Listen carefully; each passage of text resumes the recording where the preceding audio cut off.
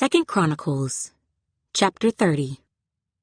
And Hezekiah sent to all Israel and Judah, and also wrote letters to Ephraim and Manasseh, that they should come to the house of the Lord at Jerusalem, to keep the Passover to the Lord God of Israel.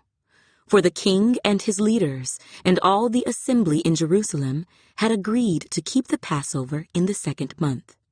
For they could not keep it at the regular time, because a sufficient number of priests had not consecrated themselves, nor had the people gathered together at Jerusalem. And the matter pleased the king and all the assembly. So they resolved to make a proclamation throughout all Israel, from Beersheba to Dan, that they should come to keep the Passover to the Lord God of Israel at Jerusalem, since they had not done it for a long time in the prescribed manner. Then the runners went throughout all Israel and Judah with the letters from the king and his leaders, and spoke according to the command of the king. Children of Israel, return to the Lord God of Abraham, Isaac, and Israel. Then he will return to the remnant of you who have escaped from the hand of the kings of Assyria. And do not be like your fathers and your brethren, who trespassed against the Lord God of their fathers, so that he gave them up to desolation, as you see. Now do not be stiff-necked, as your fathers were, but yield yourselves to the Lord, and enter his sanctuary, which he has sanctified forever, and serve the Lord your God, that the fierceness of his wrath may turn away from you. For if you return to the Lord, your brethren and your children will be treated with compassion by those who lead them captive, so that they may come back to this land. For the Lord your God is gracious and merciful, and will not turn his face from you if you return to him. So the runners passed from city to city through the country of Ephraim and Manasseh, as far as Zebulun, but they laughed at them and mocked them. Nevertheless, some from Asher, Manasseh, and Zebulun humbled themselves and came to Jerusalem. Also, the hand of God was on Judah to give them singleness of heart to obey the command of the king and the leaders at the word of the Lord. Now many people, a very great assembly, gathered at Jerusalem to keep the feast of unleavened bread in the 2nd month. They arose and took away the altars that were in Jerusalem, and they took away all the incense altars and cast them into the brook Kidron. Then they slaughtered the Passover lambs on the 14th day of the 2nd month.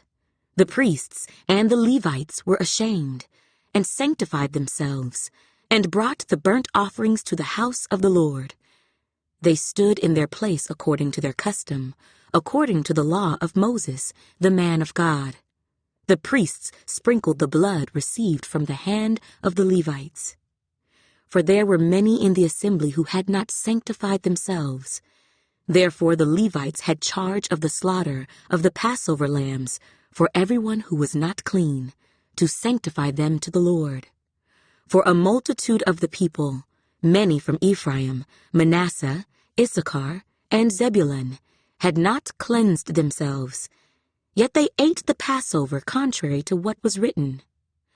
But Hezekiah prayed for them, saying, May the good Lord provide atonement for everyone who prepares his heart to seek God, the Lord God of his fathers, though he is not cleansed according to the purification of the sanctuary. And the Lord listened to Hezekiah and healed the people. So the children of Israel who were present at Jerusalem kept the feast of unleavened bread 7 days with great gladness, and the Levites and the priests praised the Lord day by day, singing to the Lord, accompanied by loud instruments. And Hezekiah gave encouragement to all the Levites who taught the good knowledge of the Lord. And they ate throughout the feast 7 days, offering peace offerings, and making confession to the Lord God of their fathers. Then the whole assembly agreed to keep the feast another 7 days, and they kept it another 7 days with gladness. For Hezekiah king of Judah, gave to the assembly 1,000 bulls and 7,000 sheep, and the leaders gave to the assembly 1,000 bulls and 10,000 sheep, and a great number of priests sanctified themselves. The whole assembly of Judah rejoiced, also the priests and Levites, all the assembly that came from Israel, the sojourners who came from the land of Israel, and those who dwelt in Judah.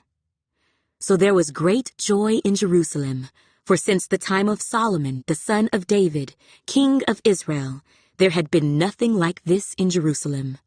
Then the priests, the Levites, arose and blessed the people, and their voice was heard, and their prayer came up to his holy dwelling place, to heaven.